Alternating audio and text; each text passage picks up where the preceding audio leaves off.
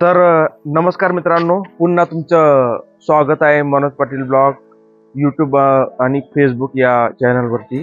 तर मित्रांनो, आपण 2 व्हिडिओ पाहिलेले असतील। आदरणीय यजुर्वेंद्र महाजन सर यांनी 21व्या शतकासाठी मनुष्य घडणीचे शिक्षण या विषयावर सुंदर असं आमच्या विवेकानंद विद्यालयात व्याख्यान दिलं। भाषण जास्त मोठं असल्यामुळे म्हणजे जवळजवळ 1 तास 80 मिनिटाचं भाषण असल्यामुळे त्याचे मी वेगवेगळे पार्टमध्ये व्हिडिओ बनवण्याचा प्रयत्न केलेला आहे। व्हिडिओ सलग होता, पण इतका मोठा व्हिडिओ मी अपलोड करायला अडचण येत होती, त्याच्यामुळे त्याचे वेगवेगळे पार्ट 1, पार्ट 2, पार्ट 3 असं मी व्हिडिओ बनवण्याचा प्रयत्न केलेला आहे। तर आपण ऑलरेडी पार्ट 2 पर्यंत व्हिडिओज पाहिले असतील। तर आता मी व्हिडिओ जो पार्ट 3 आहे तो अपलोड करतोय। तर चला तर मग पुन्हा 21व्या शतकासाठी मनुष्य घडणीचे शिक्षण या विषयावर सुंदर असं व्याख्यान आपण पाहूया। व्याख्याते आहेत आदरणीय यजुर्वेंद्र महाजन सर, दीपस्तंभ फाउंडेशन जळगाव, आणि ठिकाण आहे विवेकानंद विद्यालय चोपडा। चला तर मग पुन्हा आमच्या शाळेत। माणूस आणि इतर प्राणी असतात, कुत्रं, मांजरं, माकडं, आपले जगते, याच्यात काय फरक असतो? आधी साम्य सांग, सारखं काय? दोघांमध्ये पण बुद्धी आहे। हां, हो, आलो नाही बरोबर आहे। दोघांना बुद्धी आहे हे बरोबर आहे का तुझी? म्हणजे तुम्हाला कोणाबद्दल शंका आहे?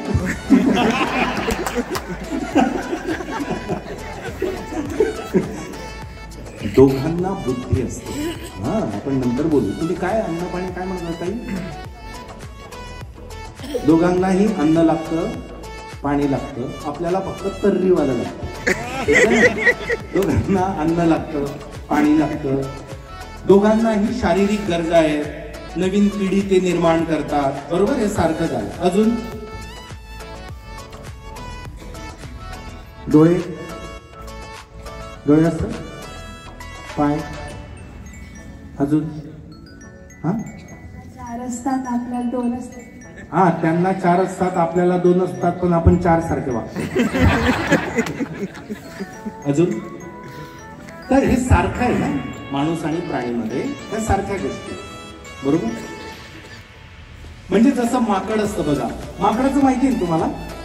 एक माकड असतो, माकडी नसते, आणि 3-4 माकडू असतात त्यांची, ठीक आहे? आता त्यांचं लाईफ कसं असतं ते तुम्हाला एका मिनिटात सांग। ते सकाळी उठतात, राईट? उठल्यानंतर त्यांच्या पद्धतीने काय करायचं, साफसफाई करून घेतात, ठीक? आणि त्याच्यानंतर माकड कामाला जातं। माकडीला म्हणतं आता तू घरी थांब, मी कामाला जातो, बरोबर? कामाला जातं म्हणजे कुठे जातं? माकड काय करायला जातं? कामाला जातं म्हणजे खाण्याचं शोधायला जातं ना, कुठून केळ मिळेल का, कुठून काही मिळेल का, राईट? मग ते सगळं काम करून येतं, खातं, आणि पुन्हा जे काही मिळालेलं आहे ते घरी घेऊन येतं। कोणाच्या घरी? त्या माकडाच्या घरी, आणि बायकोला देतं आणि पोरांना देतं। कोणाच्या? त्याच्या बायकोला आणि त्याच्या पोरांना, बरोबर? मग दुपारी ते आराम करतात, जसं पुण्यात बंद असतं 1 ते 3 तसं। मग 3 वाजता माकडीन म्हणते आता मी कामाला जाते, तू घरी थांब, ठीक? माकडीन कामाला जाते, ती काम करून येते, जे काही मिळतं ते घेऊन येते घरी। कोणाला देते? कोणाच्या नवऱ्याला? तिच्या. कोणाच्या मुलांना? तिच्या। परत येते, रात्री ते खिचडी कढी सगळं खातात आणि लवकर झोपून जातात, कारण त्यांच्याकडे रेंजच नाही आहे किंवा मोबाईल वगैरे नसतं। नेटफ्लिक्स कोण बघतं? हातवर करा बरं। नेटफ्लिक्स, लाजू नका, चांगलं आहे ते, काही वाईट नाही। आपल्याकडे माहिती नसणारे उलट शंकेने पाहतील हे काय असतं, लगेच आज सगळे शोधून काढतील नेटफ्लिक्स काय असतं। नेटफ्लिक्स असंच आहे। नेटफ्लिक्स या धंद्याचा सगळ्यात मोठा शत्रू कोण आहे माहितीये? किंवा मोबाईलच्या व्यवसायाचा सर्वात मोठा शत्रू ही आपली झोप आहे। आपण झोपले की ते गरीब होऊन जातात, आपण जागी राहिले घोबडासारखे की ते श्रीमंत होत राहतात। हम लोग सिरियल किती लोकांनी पाहिली? हम लोग, बरोबर. आठवड्यातून एकदा लागायची, दोनदा लागायची, अर्धा तास टिकायची, संपायची, आपण पुढच्या आठवड्याला पाहायचो, बरोबर. आता तर आहे, आता एवढं थांबायचंच नाही, ते सगळ्या 12च्या 12 भाग आत्ताच बघून मोकळून जायचं, जसं मरून जाणार आहे पुढच्या महिन्यात. आणि मग त्याच्यासाठी रात्र जागावी लागते. आणि तुम्हाला डॉक्टर सांगतील इथे, ज्यांची 6 ते 8 तास गरजेनुसार झोप होत नाही, त्यांचं आरोग्य चांगलं राहणं शक्य नाही. माझे मामा पण बसले इथे डॉक्टर. शक्य नाही. त्यांना प्रॉब्लेम क्रिएट होणार, बुद्धीला त्यांच्या प्रॉब्लेम क्रिएट होणार, सगळं होणार. सो ते झोपतात, आपण माकांकडे येऊ, ठीक आहे. पुन्हा सकाळी उठतात, पुन्हा तो कामाला जातो, पुन्हा आणतो, असं सुरू राहतं. आणि एकदा माकड मरून जातं, मग नंतर बाई पण जाते, पोरं जातात, पोरं मोठं होतात, त्यांचे लग्न होतात, जे काही असेल. याच्यात काही वाईट. मांजरांचं पण असंच असतं ते, मांजरांचं कुत्र्यांचं असंच असतं. कोरोनाच्या काळात तुम्ही एक बातमी वाचली का तुम्ही कधी, की एकदा सगळ्या मांजरांनी एकत्र आल्या चोपड्यातल्या, हे आलं तर पेपरला. तुम्ही आजारी होते तेव्हा, तुम्हाला माहित नाही, ठीक आहे, तुम्ही ऍडमिट होते. कारण ते पत्रकार आहे ना, ते म्हटलं कधी आली होती, त्याच्यामुळे तुम्ही आजारी होते. तर चोपड्यातल्या मांजरांनी एकत्र आल्या त्या, आणि त्यांनी विचार केला कोरोनामुळे उंदरांचे इतके हाल होत आहे, आपण सगळ्यांनी मिळून उंदरांसाठी काहीतरी शिदा जमा केला पाहिजे. आणि त्यांनी शिदा जमा केला आणि उंदरांपर्यंत पोहोचवलं. वाचलं होतं का तुम्ही? नाही.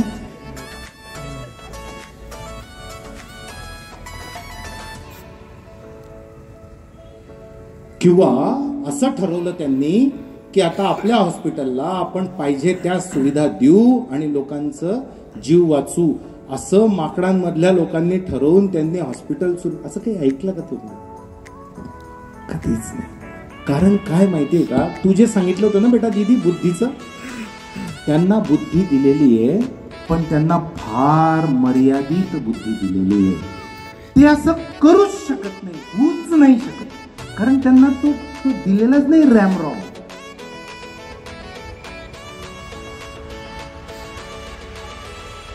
मी माकडाची गोष्ट सांगत होतो, त्याच्याशी जोडून एक गोष्ट असं बघा. तुमच्या आजूबाजूला अशी काही माणसं बघितले का तुम्ही, जे रोज सकाळी उठतात, तयारी करतात, कशी तरी कामाला जातात, कामावरून परत येतात, पिशवीत भाजीपाला घेऊन येतात, आपल्या घरच्या लोकांना म्हणजे पत्नीला देतात, मुलांना बिस्किटचे पुढे देतात, जेवतात, झोपतात, पुन्हा पुढच्या दिवशी काम करतात, घरी येतात, पगार झालेला असतो. कोणाच्या बायकोला देतात? आपल्याच बायकोला देतात. कोणाची फी भरतात?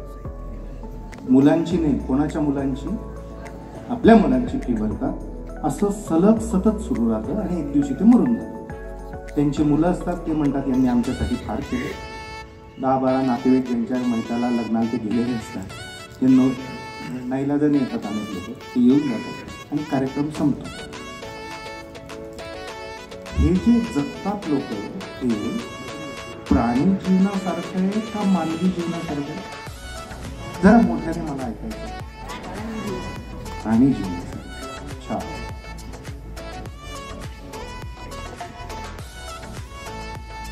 हे शिक्षणाचा भाग आहे. शिक्षणातून काय झालं पाहिजे तर पहिल्यांदा माणूस काय असतो ते समजायला लागेल. माझ्यात काय, मी माणूस आहे म्हणजेच कठीण भाषेत जे सांगितलं गेलंय, कोहम सोहम अहम ब्रह्मास्मी, हे सगळं सोप्या भाषेत सांगायला लागतं. त्याला शिक्षण असं म्हणतात. मग कोणीतरी डॉक्टर खूप संधी असताना सुद्धा खेड्यात काम करतो. कोणीतरी संशोधक शास्त्रज्ञ अशी लस शोधून काढतो की त्याच्याने लाखो लोकांचं भलं होतं. मग काही शिक्षक असे असतात की ते लोकांच्या मुलांची फी भरतात. मग काही लोकांना रस्त्यात ऍक्सिडेंट झाल्यानंतर ते थांबतात, त्याला पाणी देतात, फोन करतात, बोलवतात.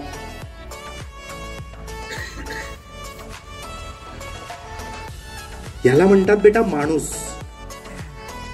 आणि अगोदर जे मी तुम्हाला स्टोरी सांगितली, जे तुम्हाला खूप आजूबाजूला लोक दिसतील, मला माफ करा मी थोडं जास्त स्पष्ट बोलतो किंवा बऱ्याच वेळा आरशात पण दिसण्याची शक्यता आहे, ते माणूस जीवन नाहीये. विवेकानंदांच्या 4 वाक्यांनी माझं जीवन बदललं. पहिलं वाक्य होतं, जे फक्त स्वतःसाठी जगतात ते मृत असतात, जे इतरांसाठीही जगतात ते खऱ्या अर्थाने जिवंत असतात. मी फर्स्ट इयरला होतो तेव्हा, तर त्यावेळेसची माझी अक्कल पोस्ट तेवढीच ना, ठीक आहे, मी असा थोडी होतो तेव्हा. मला तेव्हा असं जाणवतं, चायला म्हणजे मी मेलेलो आहे. हा, कारण मी फक्त माझे मित्र, माझा वडापाव, माझं खेळ, माझं सगळं माझं होतं. म्हणजे झालं मी. आता इमॅजिन करा बरं, तुम्ही मेलेले, कसं वाटेल? तसं मला वाटतं. दुसरं वाक्य होतं, मनुष्य सेवा हीच ईश्वर सेवा. इतक्या सोप्या करून ठेव. आपण ना नवीन संशोधन याच्यात करायचं नाही, काहीच जास्त डोक्याला शॉट नाही घ्यायचं. आपल्याकडे भारताला सगळ्यात मोठी परंपरा आहे, त्याच्यातल्या 2 ओळी उचलायच्या, जगायचं आणि गुपचूप पुढच्या प्रवासाला निघायचं. मनुष्य सेवा हीच ईश्वर सेवा.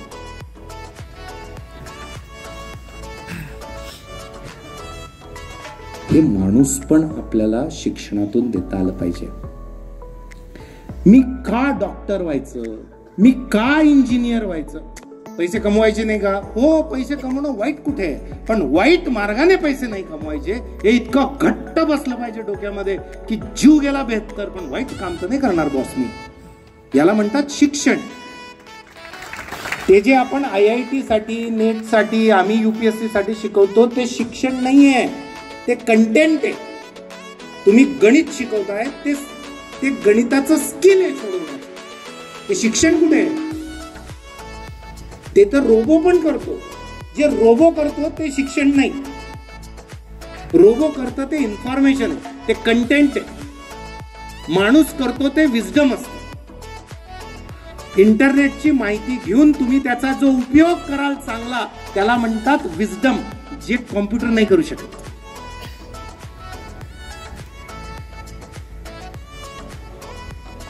आणि असे विवेकानंदांचे वाक्य माझ्या जीवनात आले, माझं लाईफच बदलायला लागलं. मला आधीपासून काय वाटायचं, मला ना कोणाचं दुःख नाही बघितलं जात. कोणी जर अडचणीत असेल ना, तर पहिला मी धावून जायचो. माझे वडील धर्मार्थ दवाखाना चालवायचे आमच्या गावाला. 1 रुपये इंजेक्शन, 1 रुपये गोळ्या. 80 पेशंटची रोजची OPD मी पाहिलेली आहे. आणि असे पेशंट यायचे की त्यांना पुन्हा चहा पाणी पाजा, पैसे पण नाही, जायला भाडं द्या. ठीक. आणि हे सगळं मला काहीच त्याचं वाटायचं नाही, पण हे सगळं जेव्हा आलं आयुष्यात, आपोआप मग तसे माणसं यायला लागले, आपोआप तसे विचार, तसे पुस्तकं. बेटा, पुस्तकांनी, व्याख्यानांनी आणि सत्संगाने माझं जीवन बदललं. सत्संगचा अर्थ चांगल्या लोकांची संगत. संगत ही दैवी नसतं. आपल्या आयुष्यात काही दैवी पण असतं. दैवी म्हणजे काय? काही फेटमध्येच आहे. म्हणजे बघा, तुम्ही काही गोष्टी तुमच्या आयुष्यात तुमचा बिलकुल प्लॅनिंग मध्ये नव्हतं आणि ती गोष्ट झाली तुमच्या आयुष्यात. पण संगत मात्र ही पूर्ण चॉईस बेस्ड आहे. संध्याकाळी 6ला कार्यक्रम झाल्यानंतर, काम झाल्यानंतर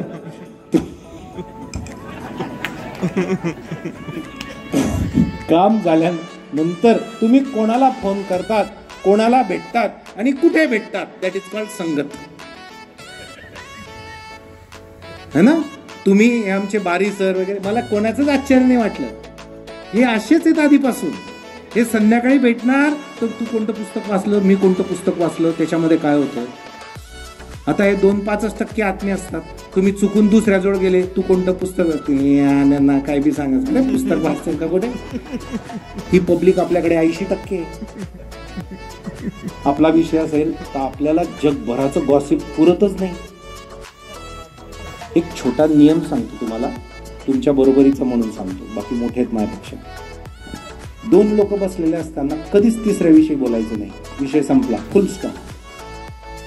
किती सोपा नियम आहे. आणि जर बोलायचंच असेल तर फक्त चांगल्या गोष्टींवर बोलायचं. प्रत्येक माणसात काहीतरी चांगलं असतं ना,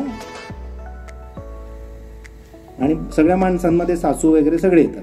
ठीक आहे, हा म्हणजे ते माणसंच असतात ना ते, म्हणजे एक तर बोलायचं नाही, आणि बोललं तर चांगलं बोलायचं. मग काय बोला, लोक काय म्हणतात, हे नाही बोललं तर मग बोलायचं काय राहिलं आयुष्यामध्ये. तर नवीन कल्पना करायच्या, प्रॉब्लेमवर सोल्युशन शोधायचे. मग आपल्याला सोल्युशन सापडलं शेतीमधलं काही की मग ते व्हॉट्सअपवर टाकायचं की साले किडा फार होतो, असं काहीतरी बनवू की त्याच्यात ते अडकून जाते. मग तो प्रयोग करायचा, तो दुसऱ्या शेतकऱ्याला सांगायचा, तो म्हणतो अरे पण त्याचं ते होल, ते असं नको करू, तू ते असं कर. मग ते झालं की मग टाकायचं. याला म्हणतात काहीतरी टाकणं सोशल मीडिया. तर याच्यात खूप वेळ जातो, तो जाऊ द्यायचा नाही. माझा सत्संग चांगला राहिला, निवडला मी चांगला राहिला, म्हणजे ते काही देवाची कृपा देत नाहीये. सगळे 99.99% मित्र माझे, तुम्ही कोणी पण घेऊन टाका, सगळे तुम्हाला एका रेषेतले सापडतील. जे वरती खाली होते ते पण रेषेत आले. आपण लोकांसारखं नाही व्हायचं, लोकांना आपल्यासारखं करायचं. हे तुमच्यासाठी बेटा. तुम्ही आता शहरात जाल शिकायला पुढे, ठीक आहे. तुम्हाला माहिती आहे का, मी तुम्हाला एक चित्र दाखवतो.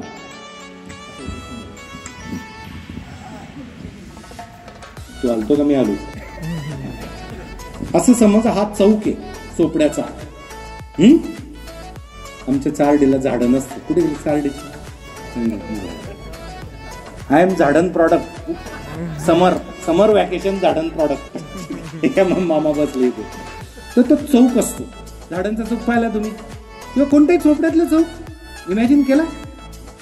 काय काय असतं आपल्याकडे बेटा चौकात. शेंगदाणेवाला, धुनी पेटलेली असते, म्हणजे इतरही धुन्या पेटलेल्या असतात, पण ती शेंगदाण्याची धुनी असते. ठीक आहे. त्याच्यानंतर सगळ्यात महत्वाचा एक, तुम्ही भारतात कोणत्याही चौकात जा, तुम्हाला 2 किंवा 3 टपऱ्या सापडतील. काही नसलं तरी चालेल, आणि ते 24 तासांपैकी 18 तास उघडं सापडतील. टपऱ्या माहिती आहे बेटा तुम्हाला. टपऱ्या माहिती आहे. जीवनावश्यक वस्तू त्याच्यावर मिळतात, लोक असतात, ते ठिकाण.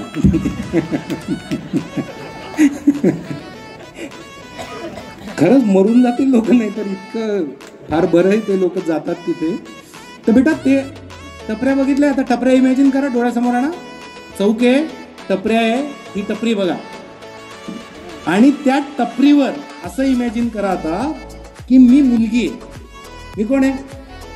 मुलगी फर्स्ट इयरची, आणि मी तिथे अजून एक मुलगी, अजून 1-2 मुलं, यांच्या बरोबर मी त्या चौकातल्या टपरीत सिगरेट पिते.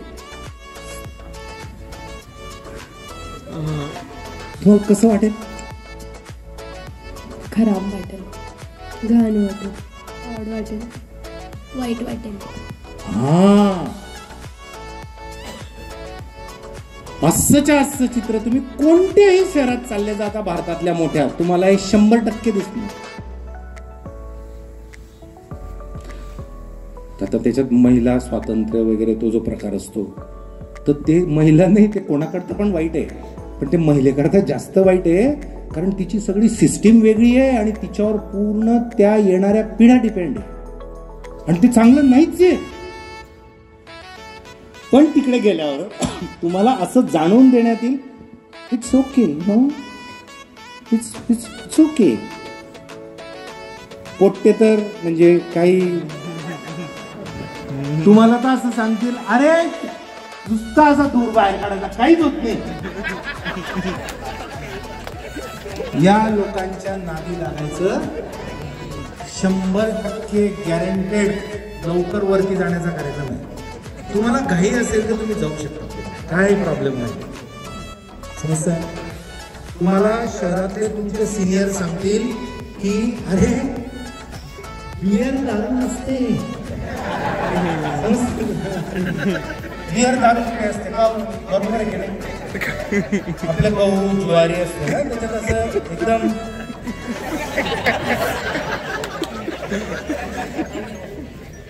हा मुद्दा मी याकरता सांगितला बेटा, आपण लोकांप्रमाणे नाही व्हायचं, लोकांना आपल्याप्रमाणे करायचं. समजतंय ना? त्यांना म्हणा नाहीचा अर्थ नाही होतो. काय होतो?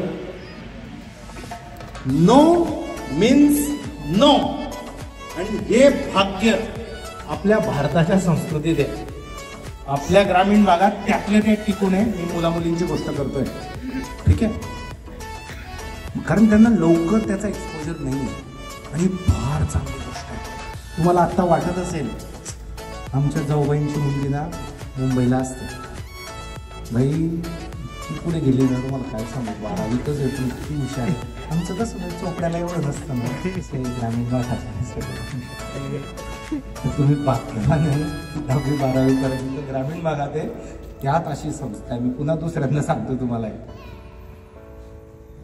सो बेटा आपल्यासाठी काय ठरलं ते तुम्हाला सांगतील की अरे असा ड्रेस नाही घालायचा. त्यांना म्हणतात नाही आमच्यात असंच घालतात, तू पण घालून बघ, हे चांगलं आहे. तुम्हाला लक्षात येते मी काय म्हणतो? त्यांना सांगा किमान घाला ड्रेस.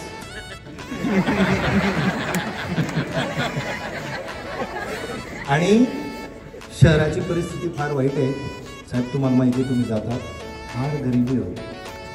म्हणजे तुम्हाला काय सांगू, आणि त्याच्यामुळे इतकी काटकसर करावी लागते, आईवडिलांचा विचार करावा लागतो. त्याच्यामुळे कमीत कमी कापड आणि जे आहेत बिलकुल तुमच्या टाइम सारखं आहे. माहितीये, असे फाटलेले कपडे असतात, धागे उडालेले असतात. तुम्हाला वाटेल अरे नवीन पिढी आपल्यासारखी आहे.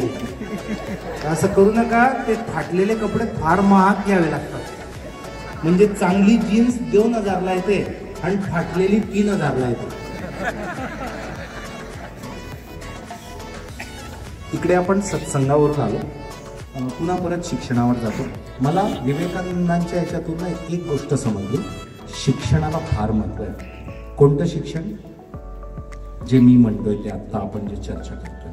म्हणजे मार्कांना महत्व नाहीये का? तो आहे ना, पण फक्त मार्कांना महत्व नाहीये. मागच्या 50 वर्षात ना आपण फक्त मार्कांना महत्व दिलंय. तुम्ही हे जेवढे लोक इथे बसलेत ना, यांना यांच्या मास्तरच्या आठवणी विचारा. ते तुम्हाला ते काय गणित शिकवायचे, काय ते हे शिकवायचे, भूगोल, ते नाही सांगणार. त्यांची पर्सनॅलिटी कशी होती ते सांगणार. आणि ते कसं वागायचे आणि कसं 5 वाजता घरी यायचे, अशा दणका आणायचे की 3 दिवस सकाळी झोपत लागायची नाही. आणि ते येऊन म्हणायचे बास अभ्यास कर. तुम्ही चुकून जर त्याने त्याच्या बापाला सांगितलं तर बाप दुप्पट मारायचा अजून. म्हणजे त्या काळी वडिलांना सांगण्याची उलट सोय, त्यांनी सांगितलं तर अजून डबल दणका. व्हॅल्यूज आहे. आणि आताच्या जगात तर कंटेंटला महत्वच राहिलं नाही, कारण ते गुगलवर मिळतं.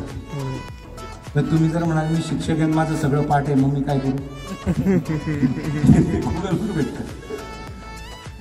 सो मला शिक्षणाचं महत्व समजलं.